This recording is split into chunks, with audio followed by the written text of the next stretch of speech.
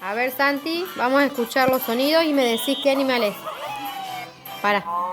Adivina los sonidos. Ahí empieza. Los animales. ¿Qué animal hace así?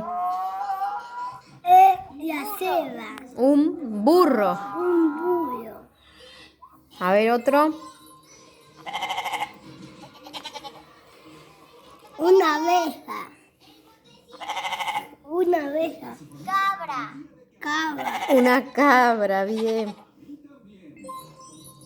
Un tato. Bien, un chancho. Un tato. Cerdo. Cerdo. Bien, a ver otro.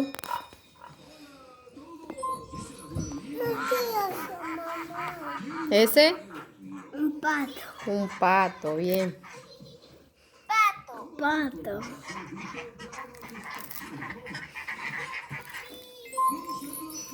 Una gallina. Un, Un gallo. un gallo. Gallo.